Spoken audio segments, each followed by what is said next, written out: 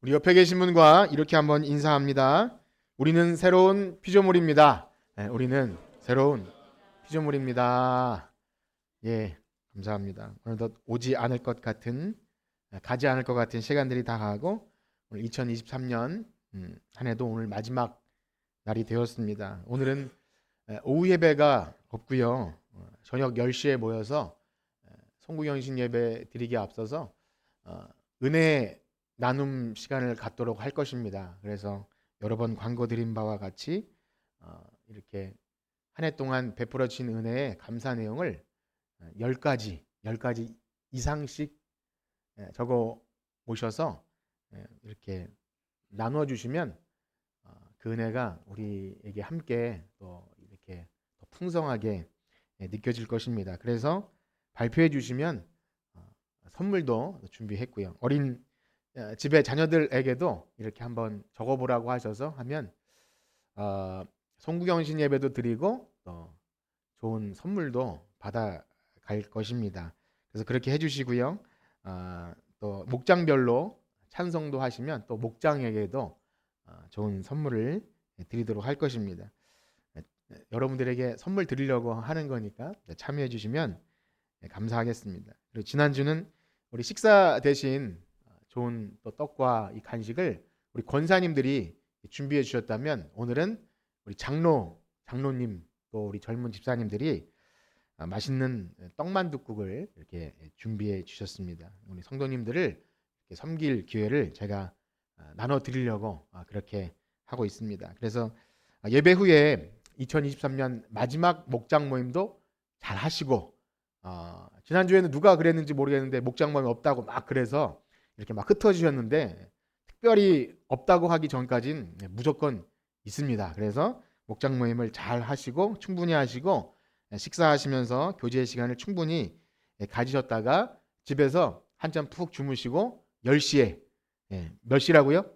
10시, 밤 10시입니다. 여러 번 얘기를 해드리지 않으면 잊으실 것 같아서 10시에 모여주시고 우리 목장 리더님들께서는 식사하시고 한 대략 1시경 리더 모임을 오늘 한 분도 빠짐없이 갖도록 하겠습니다. 그래서 조금 목장원들의 변동 사항이 있고 또 1월 마지막 주에 목장 데이, 목장의 날을 좀 하려고 하니까 목장 리더님들께서는 식사하시고 이렇게 모여주시면 감사하겠습니다. 다시 한번 옆에 계신 분과 인사합시다. 예수의 피가 우리를 새롭게 하십니다. 예수의 피가 우리를 우리 말씀드린 대로 2023년을 보내고 이제 24년 한 해를 맞이하면서 저는 여러분들과 함께 좀 특별한 주제를 가지고 이 시간 주일 낮 예배 시간을 나누자고 그렇게 말씀을 드렸습니다. 우리가 평소에 고민하는 여러분들은 고민하셨는지 모르겠지만 저는 참 평생 살면서 이런 것이 고민이 되었고 우리가 과연 이 복음으로 우리의 인격과 삶이 어떻게 변하는지 그런 문제를 가지고 나누기를 원해서 우리가 갖는 여러 가지 어려움 가운데 특별히 인간관계에서 생기는 여러 가지 그 문제들이 바로 이 열등감, 우리 모든 사람이 있다고 할 수 있는 열등감의 이 문제를 가지고 성경이 그것을 어떻게 얘기하는지를 나누기 시작했습니다. 지난주까지의 내용을 잠시 정리해 드리면 우리 이 땅에 태어난 모든 사람들은 다 알게 모르게 여러분들이 인정하든 그렇지 않든 열등감이나 우월감을 가지고 살아가는데요. 이것이 그냥 당연한 것이 아니라 하나님이 원래 창조하신 그 선한 모습에는 없던 것이라고 그렇게 말씀드렸습니다. 그래서 죄로 인해서 하나님의 형상이 훼손되면서 나타나게 된 새로운 감정이라는 것이죠. 그리고 그 최초의 죄는 무엇입니까?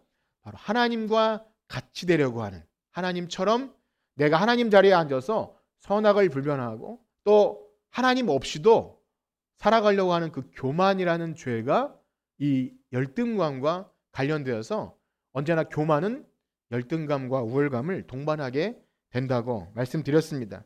그러므로 우리는 먼저 이 사실을 분명히 해야 합니다. 바로 이 열등감의 문제는 하나님의 형상을 잃어버린 죄로 인한 교만해버린 그런 모습의 결과물이구나. 이것은 결코 저의 개인적인 의견이 아니라 이미 우리 말씀을 통해 여러 시간 살펴본 것처럼 태초의 에덴 동산에서 아담과 하와가 범죄함을 통해서 그들의 감정 변화가 어떻게 일어났는지 처음에는 벌거벗었으나 부끄러워하지 않았던 그 모습이 어떻게 부끄러움을 느꼈고 그것으로 인해 하나님께도 숨어버리고 사람들과의 관계에서도 이 굴절이 일어났는지를 우리가 자세히 살펴본 바가 있습니다. 자, 그렇다면 성경이 우리로 하여금 그것을 알게 해 주었다면, 우리의 비참한 상태를 알게 했다면 우리는 그 다음엔 어떻게 해야 합니까? 우리는 여기서 잠깐 하나님이 우리에게 주신 율법의 기능에 관해서 잠깐 설명드리고자 하는데요. 여러분, 하나님께서 우리에게 율법을 왜 주셨습니까? 하나님께서 우리에게 율법을 왜 주셨을까요? 율법의 기능 가운데 중요한 기능은 바로 죄를 알게 합니다. 무엇을 알게 한다고요? 죄를 알게 합니다. 율법은 우리가 어떤 상태인지를 알게 합니다. 만약 율법이 우리에게 죄가 무엇인지 알려주지 않는다면 우리는 그게 죄가 죄인 줄을 모르고 평생 하나님의 진노를 받아 마땅한 그런 것도 모르고 그냥 그렇게 살다가 영원한 형벌을 그냥 받게 되는 그런 상태인 것이죠. 그러나 중요한 것은요, 율법의 기능은 그것이 전부가 아니라는 것입니다. 만약 율법이 그냥 우리의 죄만 알게 하고 정죄해서 죽게 한다면 그야말로 율법은 나쁜 거죠. 우리에게는 무조건 안 좋은 것이겠죠. 우리를 그냥 정죄받아 죽게 하는 것일 것입니다. 그러나 하나님이 우리에게 주신 율법은 선합니다. 사실상 우리를 살게 하기 위해서 주신 것입니다. 특별히 율법은요, 하나님의 모든 선하신 속성과 성품과 하나님의 도덕성과 하나님의 그 거룩하심이 다 담겨 있습니다. 그래서 율법은 선합니다. 다만 우리가 죄로 인해서 하나님의 형상을 잃어버렸기에 율법 하면 어떤 느낌이 드냐면, 나 정죄받는다, 나를 찌른다, 나를 드러낸다, 나의 숨은 죄를 드러낸다, 이런 느낌 때문에 율법은 싫어, 그래서 율법주의하면 너무 좀 안 좋은 느낌이 들 수밖에 없는 거죠. 그러나 그것은요, 죄 때문에 그렇습니다. 하나님의 형상을 잃어버려서 그 마음에 하나님의 법을 싫어하는 그런 상태가 되었습니다. 그런데 우리가 기억해야 할 중요한 사실은요, 하나님께서 우리에게 율법은 주신 것은 율법의 정죄로 말미암아 그냥 정죄받아 죽게 하심이 아니라, 이제 우리의 상태를 깨달았다면 이제 우리에게 주신 새로운 법, 은혜의 법에 따라서 그리스도께로 도망가게 하신 것입니다. 이제 나의 비참한 상태를 깨달았다면 우리는 이제 어떻게 할까? 하나님께서 우리에게 비상한 방법을 마련해 주셨는데, 그 은혜의 법, 바로 대속자 되시는 그리스도께로 도망가게 하신 것이 바로 율법의 중요한 기능입니다. 이것까지 다 알아야 하는 거죠. 자, 그것이 구약의 율법이나 하나님이 주신 절기 속에서 그대로 녹아 들어 있습니다. 유월절 어린 양, 하나님께서 명령하신 것들, 속죄 제사를 드리는 그 양, 그리고 살인자를 살게 하는 도피성, 누군가의 대신 기업을 무르게 하는 그 기업 무르는 법칙, 또 여러 가지 제사 제도를 통해 나타나는 이 모든 것들은 사실은 우리의 그 행위대로 그대로 갚는 게 아니라 은혜의 법을 마련해 주신 거예요. 은혜의 법. 그래서 바로 이 구약의 모든 내용 안에도 이 은혜, 복음이 그대로 녹아 있습니다. 자, 그렇습니다. 이제 다시 원래대로 돌아와서 하나님의 말씀이 우리의 현재 상태를 알게 해주셨어요. 우리의 이 비참함, 열등감 느끼는 것은 원래 모습이 아니라 죄로 인해서 그렇게 되었다는 것을 알고 이제 그 비참한 상태를 느끼게 되고 울게도 되고, 우리는 이제 어떻게 할까? 그 과정은 반드시 있어야 합니다. 말씀을 통해서 우리의 숨은 죄를 드러내고 우리가 행했던 여러 가지 나도 내가 알지 못하는 우리 여러분 삶 속에 있는 어떤 좀 무너지는 일들, 감정이 무너지고 또 사람과의 관계에서 나는 이러려고 한 게 아닌데 이렇게 자꾸 깨어지는 관계 속에 이 느끼는 이런 것들이 죄구나, 교만함이고 열등감이구나, 이런 것을 알게 됐다면 이제 하나님 말씀은 거기에 멈추지 않습니다. 그냥 그것만 밝히는 게 아니라 오라, 이 사망의 몸에서 누가 나를 건져내랴, 이 탄식 속에서 우리를 이제 완전히 다른 삶을 살게 하시는 줄 믿습니다. 그것이 하나님 말씀입니다. 그 방법이 무엇입니까? 성경은 우리가 이 우월감과 열등감에서 벗어나는 크게 두 가지를 말하고 있는데요. 첫째는 예수 그리스도의 대속입니다. 뭐라고요? 예수 그리스도의 대속. 두 번째는 바로 성령의 역사입니다. 성령의 역사. 이 첫 번째 예수 그리스도의 대속, 두 번째는 성령의 역사. 물론 이 두 가지는요, 따로 독립적으로 이렇게 일어나는 것이 아니라 역시 하나님 삼위 하나님이 연합해서 이루어 가시지만 이 하나님께서 택한 자들에 대한 그 새롭게 하심, 그리스도 안에 있는 자들을 이 새로운 피조물 되게 하심의 역사가 얼마나 참 그냥 대충이 아니라 치밀하게 하시는지를 우리는 이렇게 성경이 나눠서 설명하기 때문에 나눠서 설명할 텐데, 오늘은 그 가운데 이 두 가지 가운데 먼저 우리의 모든 인생의 문제 해결자 되시는 예수 그리스도, 하나님과 사람 사이의 중보 되시는 예수 그리스도의 그 대속의 사역, 예수님이 하신 그 일 때문에 우리가 새로운 피조물이 되었다. 바로 그 사실을 가지고 먼저 이 문제 해결을 해야 한 열쇠를 알려드리고자 합니다. 자, 그보다 먼저 우리가 이 사실을 분명히 해야 되는데요. 여러분, 우리 죄의 문제를 스스로 해결할 수 있습니까? 없습니까? 없죠. 그 누구도 없어요. 이 죄의 문제는 그 누구도 스스로 해결할 수 없습니다. 마찬가지로 죄의 결과에 따른 이 교만함, 열등감의 문제도 우리 스스로 해결할 수 없다는 것을 먼저 아셔야 합니다. 제가 이 설교를 준비하면서 검색도 많이 하지 않습니까? 그래서 열등감 검색도 해보고 자료를 찾다 보니 이 AI가 얼마나 똑똑한지 제가 검색하는 것을 유튜브 알고리즘에 이렇게 연결이 돼서 막 그 추천 영상이 떠요. 열등감이 많은 사람의 특징, 열등감을 어떻게 극복할 것인가, 뭐 기독교적인 이야기, 또 세상의 어떤 심리학적인 이야기를 막 추천해 주는데요.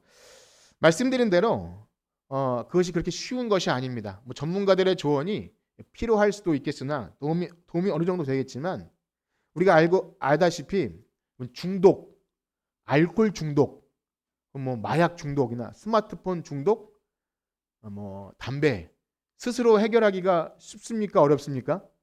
어렵잖아요. 다 여러분 알고 계시잖아요. 어디 학교에 보내서 막 가둬뒀다가도 탈출하고 잘 졸업했다가도 다시 이 돌아오는 것, 그게 바로 중독 같은 것이고, 중독보다 훨씬 더 아주 근본적인 죄, 우리가 태어날 때부터 가지고 있던 이 열등감들은 스스로 누가 조언을 듣고 심리 상담해서 될 문제가 아니라는 것을 일단 인정하셔야 됩니다. 그러나 오늘 우리가 읽은 본문은요, 해결책에 대해서 말씀해 주시고 있습니다. 우리 다시 한번 오늘 본문을 읽을 텐데요. 고린도후서 5장 17절, 우리 한 절을 다 같이 한번 읽겠습니다. 시작. 그런즉 누구든지 그리스도 안에 있어 이전 것은 지나갔으니 보라 새 것이 되어. 아멘. 여러분 정말 이 말씀을 믿으십니까?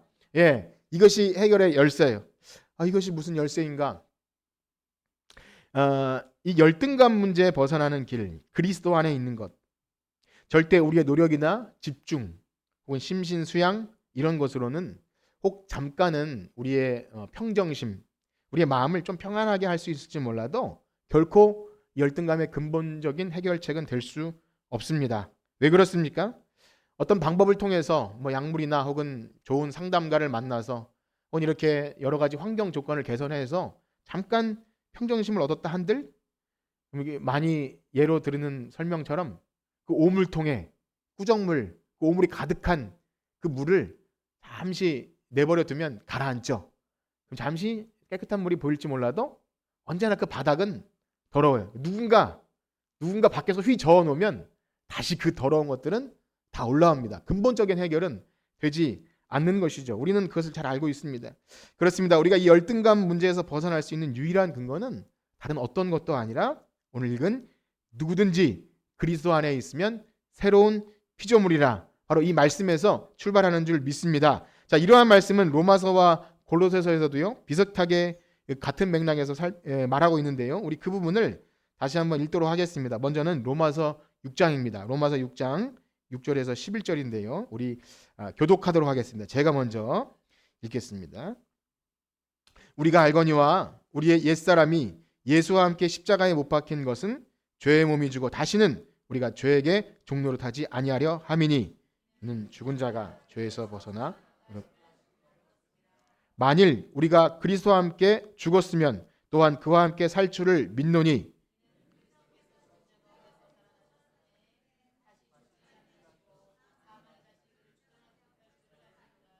그가 죽으심은 죄에 대하여 단번에 죽으심이요 그가 살아계심은 하나님께 대하여 살아계심이니, 이와 같이 너희도 너희 자신을 죄에 대하여 죽은 자요 그리스도 예수 안에서 하나님께 대하여 살아있는 자로 여길지어다. 아멘. 우리 11절 말씀은 제가 이 뭐 칭의, 성화할 때 여러 번 여러분들에게 말씀드려서 나 자신에 대해서 나는 누구인가를 생각할 때 항상 이 말씀을 기억하라고 말씀드렸죠. 예. 죄에 대하여 죽은 자요, 그리스도 예수 안에서 하나님께 대하여 산 자. 여러분 어떻습니까? 정말 그러한 자가 맞습니까? 예. 죄에 대하여 죽었다. 그리고 그리스도 안에서 하나님께 대하여 살았다. 또 한 구절을 우리 읽어보겠는데요. 골로새서, 역시 골로새서에서도 같은 맥락에서 이렇게 말씀합니다. 3장 9절에서 10절인데요. 다 같이 한번 읽어보겠습니다. 시작. 너희가 서로 거짓말을 하지 말라. 옛사람과 그 행위를 벗어버리고 새 사람을 입었으니 이는 자기를 창조하신 이의 형상을 따라 지시기까지 새롭게 하심을. 아멘. 여러분 새 사람 맞습니까? 예, 이것을 자꾸 기억해야 합니다. 사랑하는 성도 여러분, 한번 생각해 보십시오. 예수 그리스도의 십자가의 보혈의 능력이 이제 우리를 옛사람은 죽고 새사람 되게 하셨다고 했는데, 혹 우리 안에 그 열등감 문제는 가만히 내버려두고 새사람이라고 말한다면 그것이 어찌 새사람이 맞겠습니까? 맞습니까? 틀립니까? 네, 틀리잖아요. 다른 거죠.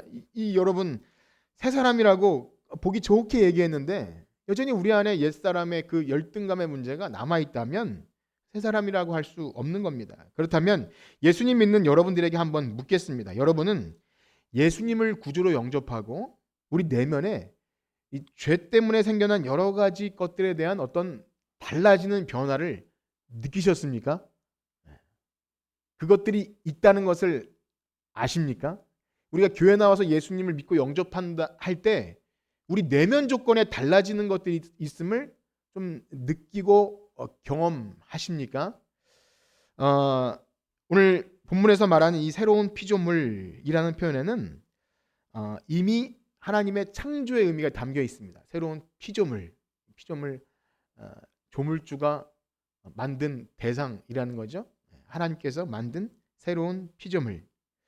여러분, 우리가 이 변화를 느낀다는 것은 오늘 방금 읽은 말씀처럼 누구에게나 있는 겁니다. 누구든지 그리스도 예수 안에 있는 자는 누구든지 그 변화가 있는 줄 믿습니다. 그래서 예수님 안에 있는 자들에게는요, 이 태초에 하나님이 천지를 창조하신 그 새 창조가 우리 누구든지 예수님 안에 있는 자들에게는 일어나는 거예요. 물론 우리가 주의해야 할 것은 이 말이 마치 우리 예수님을 믿는 순간 혹은 세례를 받는 순간 아니면 뭐 어떤 사람들이 말하는 뭐 제2의 어떤 축복으로 성령의 어떤 기름 부으심을 느끼는 순간 뭔가 완전히 새로운 그런 새로운 다른 사람이 된다는 것을 말하는 것은 일단은 아니죠. 우리가 실제로 경험하다시피 예수님을 영접한 저나 여러분들의 겉모습이 많이 좀 다른가요? 여러분 우리가 익숙해서 교회 안에서 얼굴을 뵙기 때문이지 만약에 저 구리시장에서 만나면 동네 할머니죠. 그렇죠? 동네 아줌마하고 아저씨고 뭐 예수 믿는다는 티를 좀 낼 수 있는 게 뭐가 있을까요? 좀 깎아주세요. 그러니까 예, 저는 안 깎아요. 뭐 이런 걸까요? 아니면 지하철에서 자리를 양보하는 걸까요? 어떻습니까? 우스갯소리로 지하철에 자리가 나면 권사님 여기 와서 빨리 앉으세요 해서 교회 다니는 티를 내는 걸까요? 사실은 겉모습은 거의 달라지지 않는다고 봅니다. 예. 달라진다고 하면 좀 모르겠습니다. 피부과에 가서 저에게 많이 추천해 주신 분들이 제 얼굴 사진을 찍어서 어디 피부과에서 좀 이렇게 좀 달라지는, 여러분들이 원하실지도 모르겠습니다. 목사님이 어떤 환한 얼굴을 원하실지도 모르지만 그런 것으로 우리의 달라짐을 사실 나타낼 수 없는 것입니다. 그래서 여기 보라 이전 것은 지나갔으니 새 것이 되었도다 할 때 이 새로운 피조물이라는 첫 번째 의미는 먼저 뭐냐면 우리가 기억해야 할 사실은 예수 그리스도의 오심과 죽으심과 부활하심 그 이 역사 속에 일어난 사건 때문에 하나님의 나라의 새 시대가 열렸음을 이야기하는 것입니다. 그래서 우리가 전에 말씀드린 바와 같이 여러분 이 세대와 오는 세대는 이 세대가 끝나고 시작되는 것이 아닙니다. 우리는 그것을 분명히 알아야 되는데요. 바로 하나님의 나라는 우리가 죽음 이후 혹은 이 모든 역사가 끝난 이후에 시작되는 것이 아니라 예수 그리스도의 오심을 통해서 이미 하나님 나라가 임한 줄 믿습니다. 여러분 그것을 아십니까?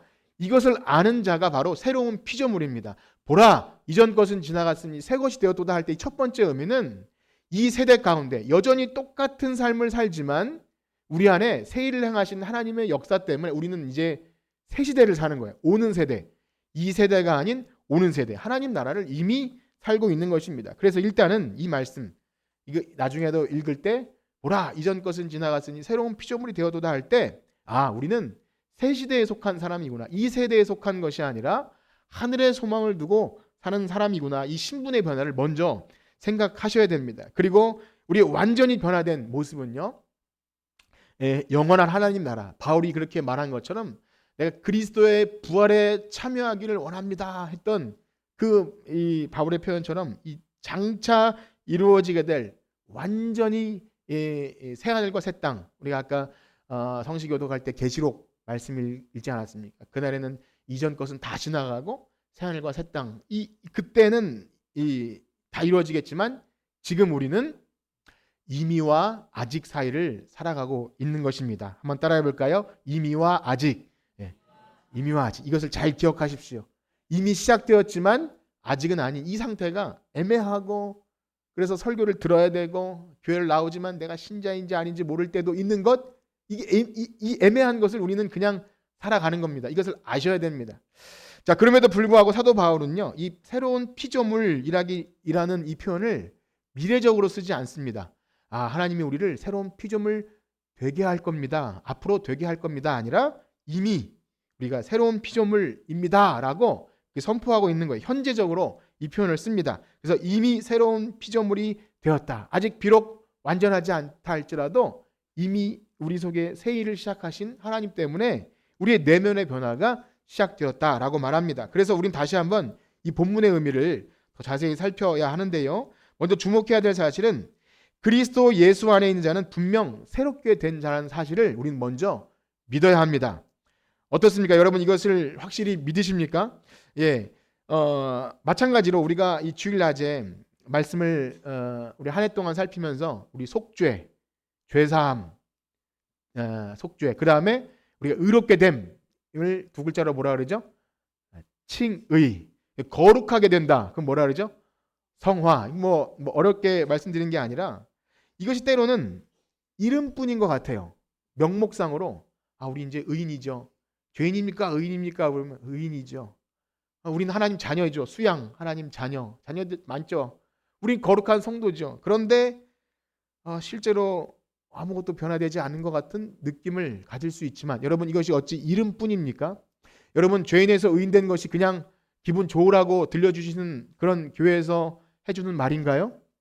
우리가 거룩하게 되었다는 것이 그냥 여러분 이제 집사님, 장로님 됐으니까 여러분 거룩합니다 이렇게 그냥 이름 붙여주는 걸까요? 아니잖아요. 우리 속에 새로운 변화가 이미 시작된 줄 믿습니다. 여러분, 하나님께 예배드리기 원하는 마음, 하나님의 법을 그래도 지키려고 하려고 시작하는 그 마음, 완전하진 않지만 하나님의 계명을 즐거워해서 이 세상 것이 진짜가 아니구나, 우상이구나, 하나님을 섬겨야겠구나, 그래서 예배 드리러 나와야 되고, 이 세상에 헛된 것을 버리고 주일날 예배 드리려고 하는 마음, 또 지체를 잘 안 돼도 사랑하고자 하는 마음, 이웃을 섬기고자 하는 마음, 또 선교도 하고 전도도 하는 이 마음들은요, 그냥 생겨나는 것이 아닙니다.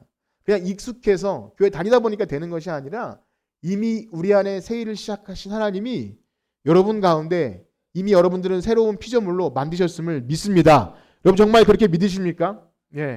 이것을 믿는 것은 그냥 여러분들을 막 우격다짐으로 믿으십시오가 아니라 그래서 발견해내는 거예요. 내 안에 새 일을 시작하셨구나. 그런 하나님과의 관계 회복, 여러분들의 새로운 이 변화는 하나님과의 관계 회복으로 출발합니다.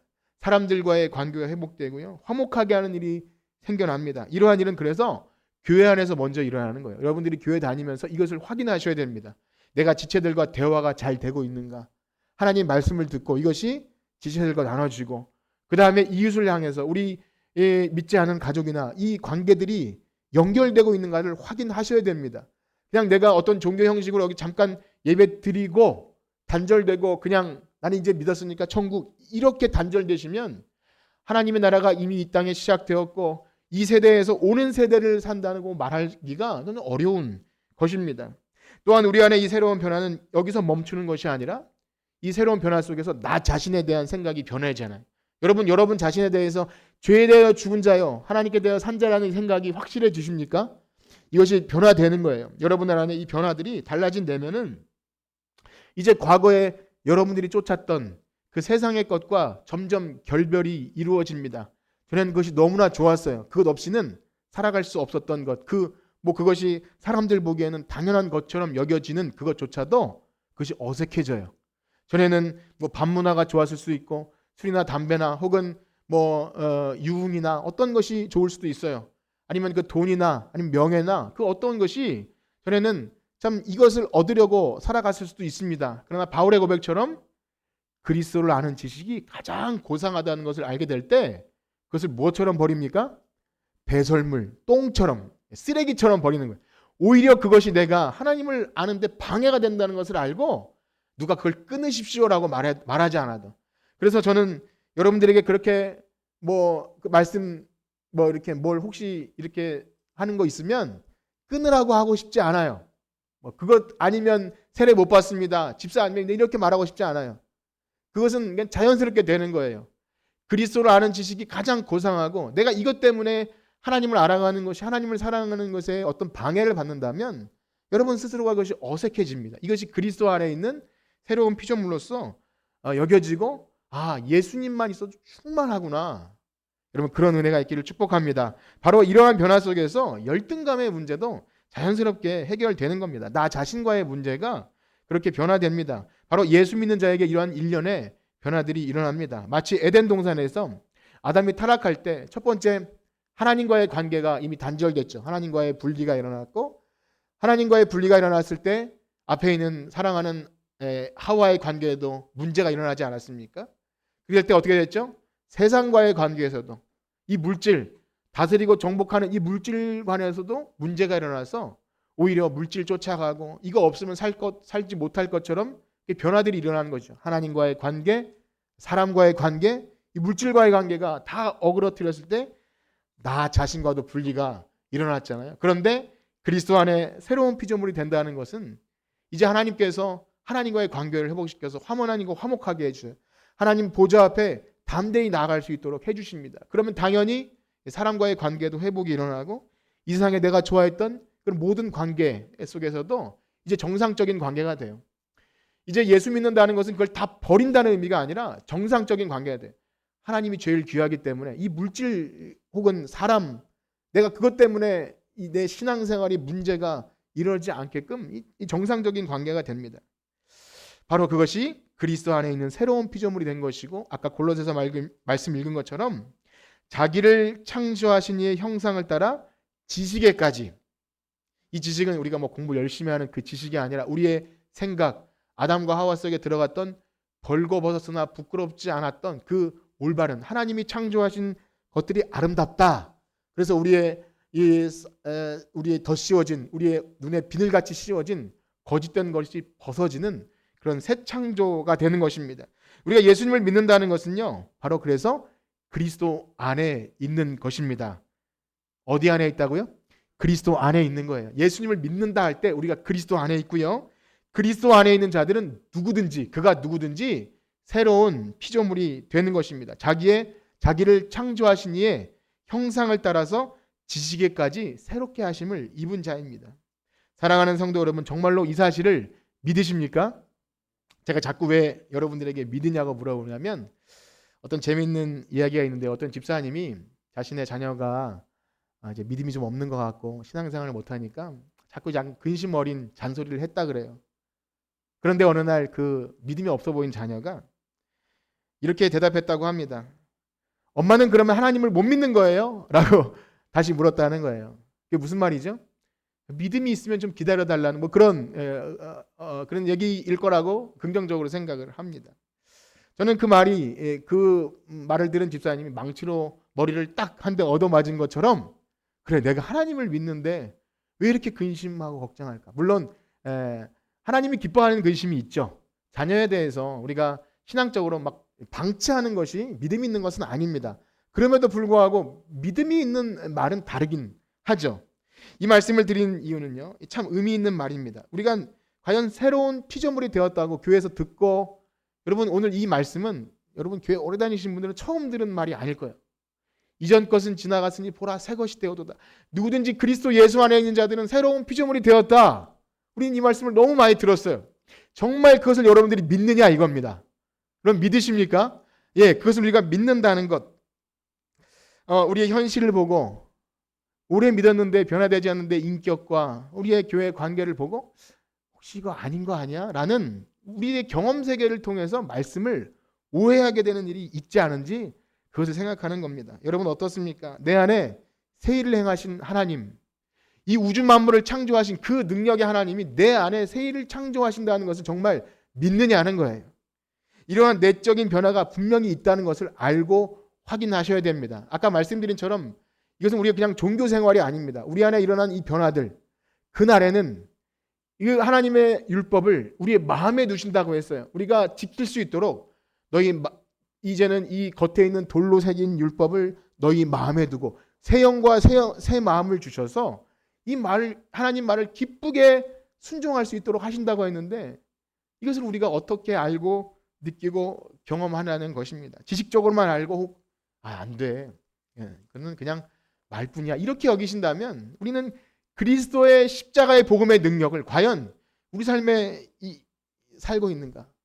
여러분 바라고 원하기는 우리 겨자씨만한 믿음만 있다면 여러분 산을 옮길 믿음이 있는 줄 믿습니다. 여러분 그렇다고 나가서 산을 옮기는 그런 실험을 하라는 게 아니라 우리 안에 그 새 일을 행하신 하나님이 조그만 것만 넣어주어도 우리 안에 새 일을 이미 행하고 있는 겁니다. 나로 하여금 열등감을 느끼게 하고 다른 사람과 어떤 화목하지 못하는 반응들이 나올 때 자포자기하면서 야 그냥 다 그런 거야. 예수 믿어도 가정은 그런 거고 다 그런 거야 하고 포기하고, 여러분 안주하지 마시고 우리 안에 새 일을 행하신 하나님께서 이미 우리에게 그 새로운 피조물이라는 것을 말뿐이 아니라 능력으로 역사하심을 믿으시길 축복합니다. 자, 그럼에도 불구하고 믿음이 있어도 이런 의문을 가질 수 있죠. 우리의 현실의 삶을 보고 마치 이 설교를 시작하기 전에 제가 몇 주 전에 말씀드린 것처럼 저도 그런 고민이 있고 여러분들 안에도 분명히 그런 고민이 있습니다. 믿음이 없어서 그런 게 아니라 우리에겐 그런 것이 있어요. 우리가 이 성경 말씀을 보면 고린도 전서가 있고 고린도 후서가 있고 데살로니가 전서가 있고 후서가 있고, 왜 후서가 있는지 아십니까? 네. 왜 잔소리를 하시는지 아시나요? 네. 첫 번째 말한 걸로 안 돼요. 우리는 매주 왜 설교를 듣습니까? 네. 한 번 들은 걸로 안 되잖아요. 우리가 왜 매일 아침 새벽 예배를 하고 왜 매일 성경을 하라고 합니까? 네. 안 되는 거예요. 네. 우리는 들어야 하고 매일 묵상해야 되고 그것이 반복적이어야 합니다. 마치 밥을 한 끼 배부르게 먹고 그것을 안 되는 것처럼. 여러분 그렇지 않습니까? 새해 떡국을 많이 먹으면 그것을 한 해를 살 수 없는 것처럼 우리 매일 하나님의 말씀을 들어야 합니다. 그래서 우리가 혹시 이 말씀을 들으면서 나는 왜 그럴까? 이러한 고민보다 내가 말씀을 충분히 먹고 있는가? 새로운 피조물이라는 이것들이 내가 제대로 믿어지고 있는가를 자꾸 확인하셔야 합니다. 그렇습니다. 우리가 예수님을 믿는다는 것, 죄사함의 확신, 구원의 확신, 무엇을 가지고 경험할 수 있습니까? 여러분들이 죽어서 천국 간다는 구원의 확신을 무엇을 가지고 확신할 수 있습니까? 혹 살림살이가 좀 나아지면, 기도의 응답이 좀 되면, 기도했더니 좀 건강이 회복되어져요. 근심 걱정했던 것들이 좀 제거되고, 그러면 여러분들이 그것이 내 안에 새로운 일을 행하신 경험이라고 할 수 있을까요? 물론 그것도 어느 정도 간식처럼 사탕처럼 그렇게 될 수 있을지 모르겠습니다. 그러나 여러분 보이는 것은 잠깐입니다. 이 땅의 것은요 다 썩어서 없어질 것들이에요. 그 큰 권세나 어떤 좋은 것이나 다 시간이 지나면 낡아져서 다 쓰레기처럼 되고 다 버려야 되는 것이고, 그렇게 좋아했던 것들도 다 그렇게 됩니다. 보이는 것은 잠깐이라는 것이죠. 그런 것은 우리가 죽을 때 가져가지도 못합니다. 그래서 장례식장에 있다면 자주 가보십시오. 네. 저는 그 연예인들의 죽음 이야기는 별로 하고 싶지 않지만 그런 생각이 들어요.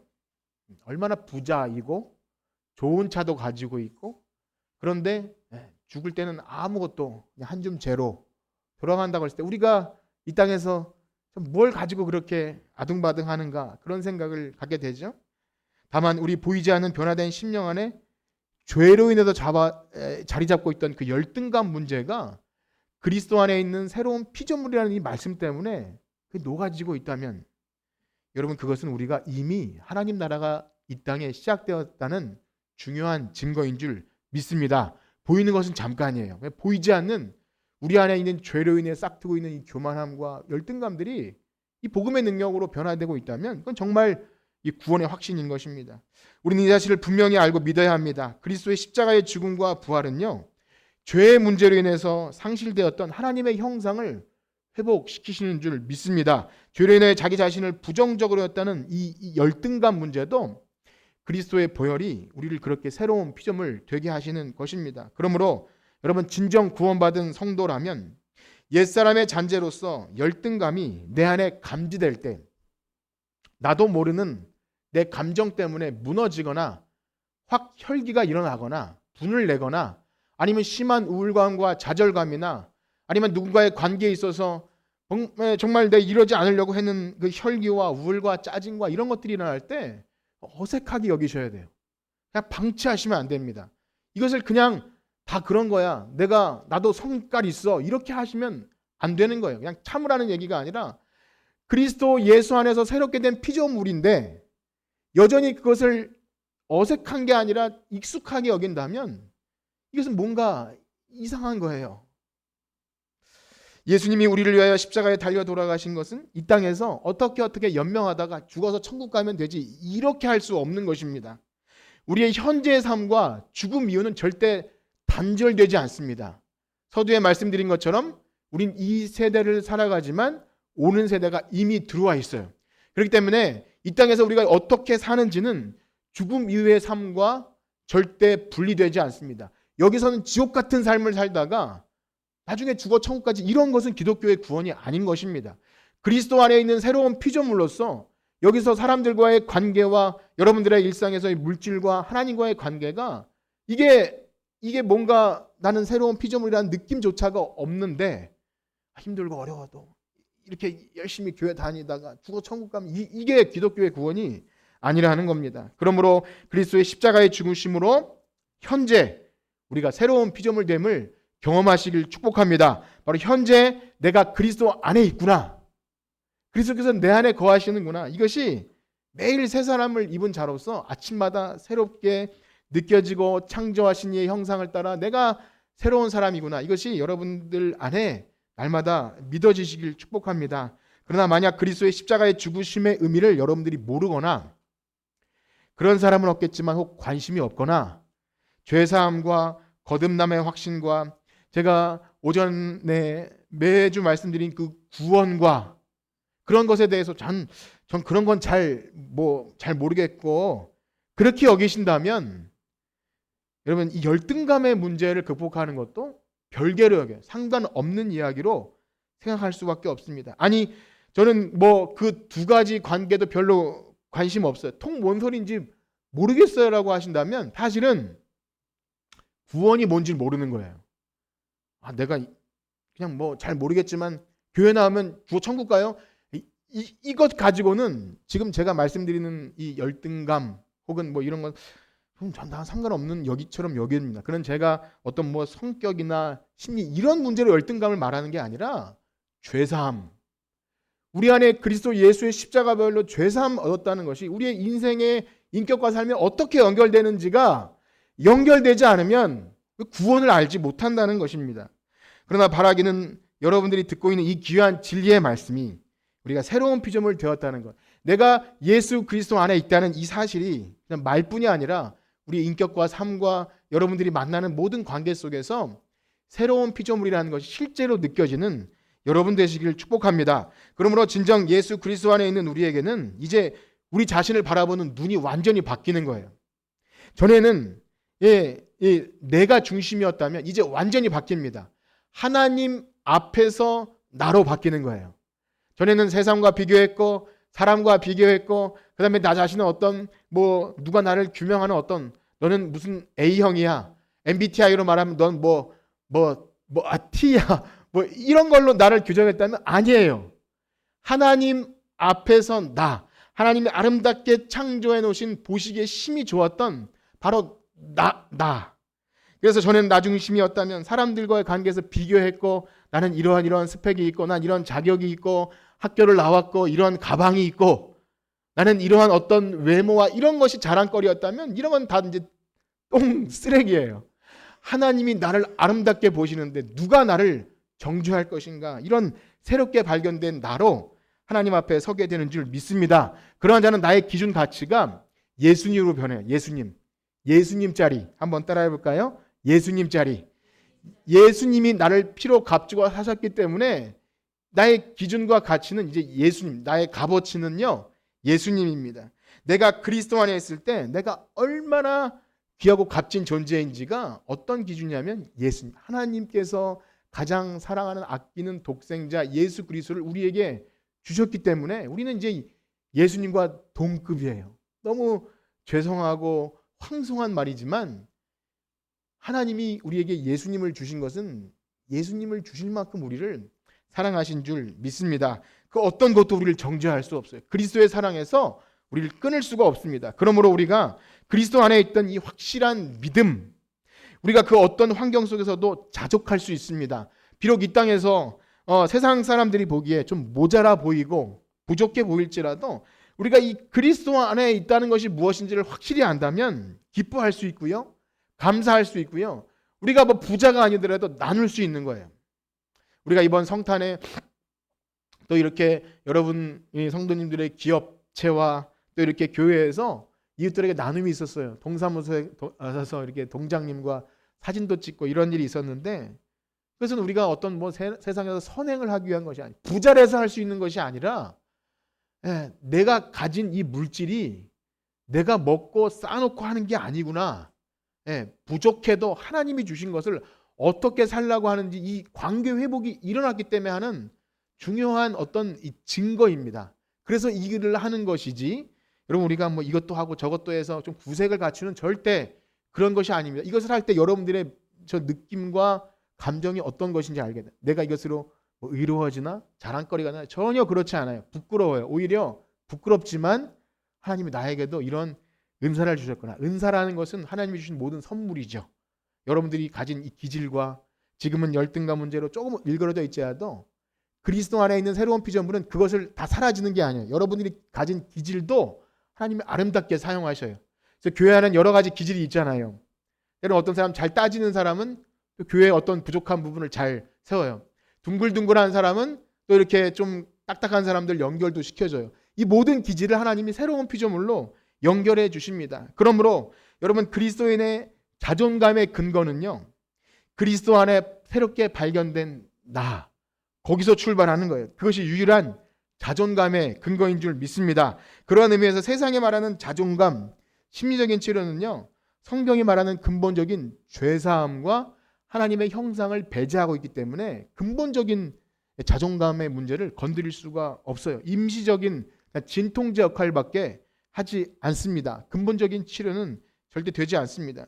그런데 또 한 가지 여러분들에게 말씀드리고 싶은 것은요, 그럼에도 불구하고 혹 여러분들이 나 자신에 대해서 혹시 감사나 만족이나 이런 것이 없고 열등감이 있을 때 여러분들이 간과하고 있는 중요한 사실 한 가지를 오늘 반드시 기억하셔야 합니다. 그것은 무엇이냐면, 만약 그리스도 안에 있는 새로운 피조물을 하는 여러분들이 만약에 여러분들을 열등하게 여기거나 감사치 못하거나 참 불만족스러움이 계속 있다면, 나를 새 사람 되게 하시기 위해서 우리를 위해서 십자가에 죽으신 예수 그리스도, 내 안에 거하시는 예수 그리스도의 희생을 우습게 여기는 거예요. 값어치 없이 여기는 겁니다.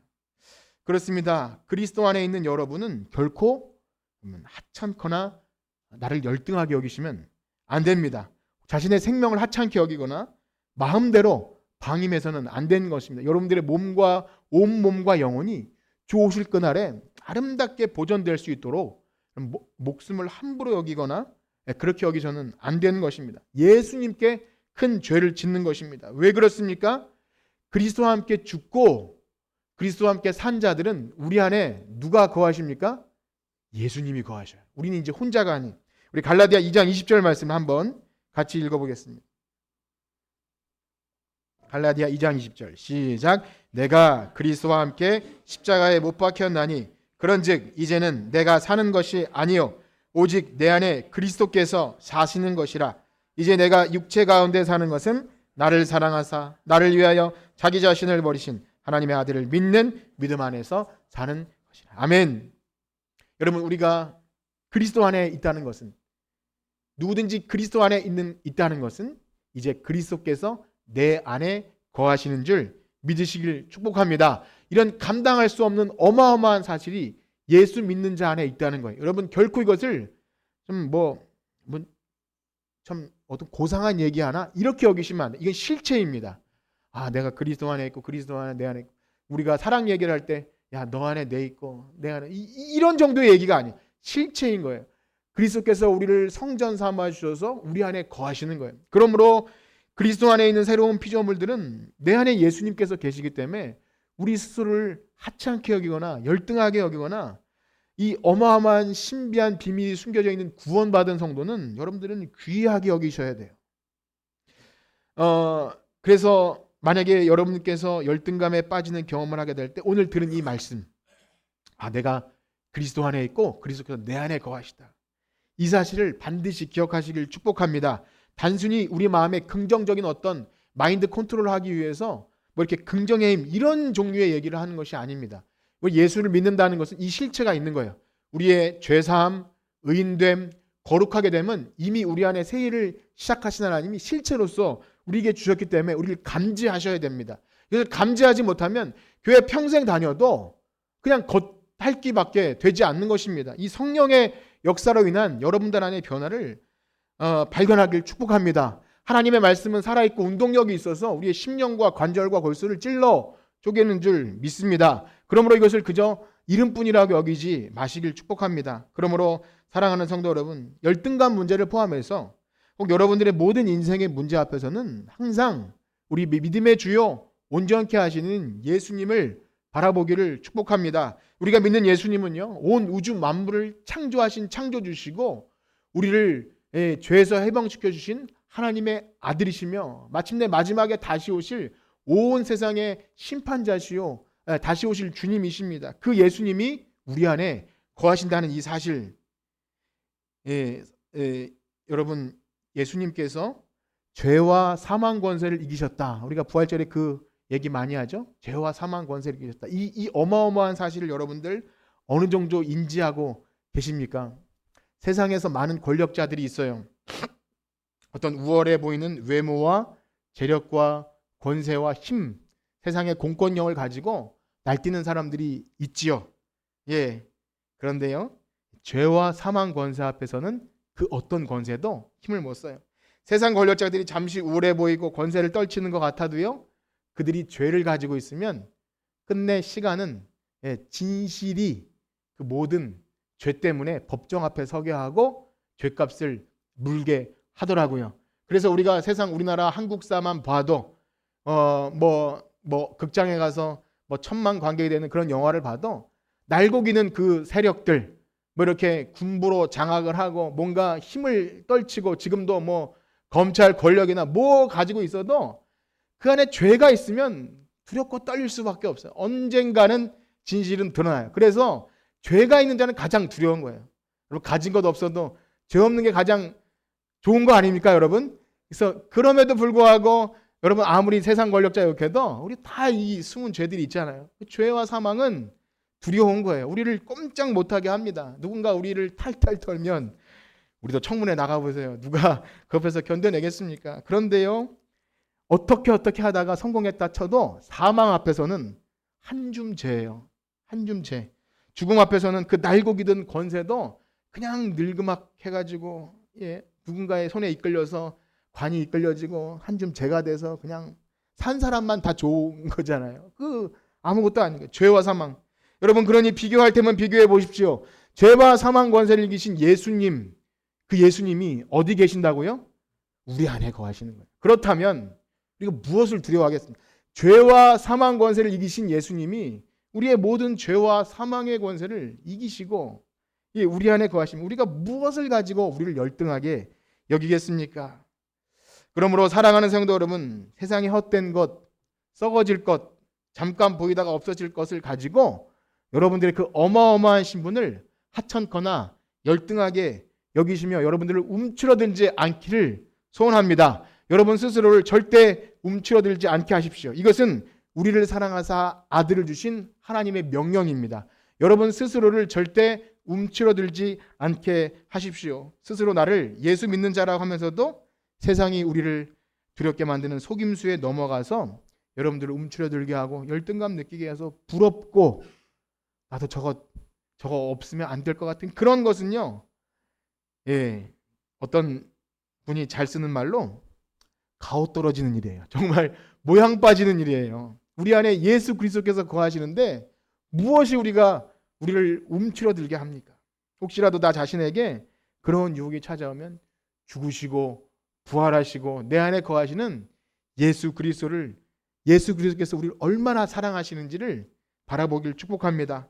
혹시라도 그 어떤 이유에서건 여러분 삶에서 우울감에 빠지든 죄책감에 빠지든 혹은 나를 다시 일어나지 못하게 할 만한 어떤 감정 속에 빠지든 우리를 사랑하셔서 자기 목숨을 주신 예수님을 기억하길 축복합니다. 그러한 자가 바로 십자가 보혈의 능력을 믿는 자입니다. 바라기는요. 이제 2024년 한 해를 하나님께서 우리에게 주시는데 우리 모든 성도님들이 이 새로운 피조물로서 한 해를 준비하며 계획할 때 어떤 우월감이나 열등감으로 우리가 소원을 말하고 그런 것이 있지 않습니까? 네, 여러분 성구영신 예배 꼭 나오시면 오늘 성구영신 예배는 하나님의 영원한 은혜에 관해서 말씀드리고자 하는데 하나님의 영원한 사랑과 위로와 그 소망이 있는 자에게는 해를 보고 빌거나 다른 어떤 은혜를 구하지 않게 됩니다. 이것이 확고한 것, 다른 어떤 것이 아니라 내 안에 거하시는 예수 그리스도, 그것이 확실할 때 여러분 우리가 만나는 모든 사람과의 관계 안에서 복음의 능력이 선한 능력으로 나타나는 여러분들 되길 축복합니다. 그렇게 할 때 하나님이 영광 받으시고 우리 안에 거하시는 그리스도께서 기뻐하시며 우리 몸된 그리스도 안에 몸된 이 지체 안의 교회 안에서 이미 임한 하나님 나라가 우리 가운데 임할 줄 예수 그리스도의 이름으로 축복합니다. 아멘. 기도하겠습니다. 하나님, 우리 안에 믿음 없음을 용서하여 주시옵소서.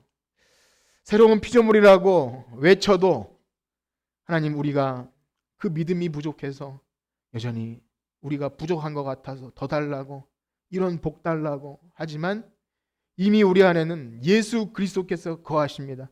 죄와 사망의 권세를 이기신 예수님께서 우리를 사랑하셔서 자기 목숨을 다 내오신 예수님께서 우리를 새로운 피조물 되게 하신 줄 믿습니다. 그 사랑 안에 거할 때 예수님이 우리 안에 거할 때 우리는 아무것도 두렵지 않습니다.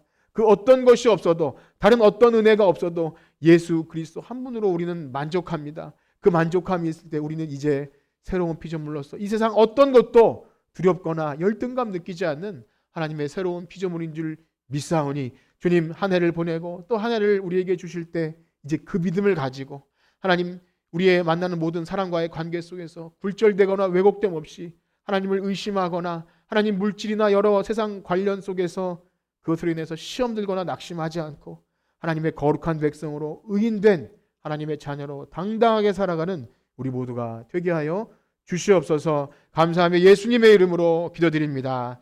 아멘. 우리 이제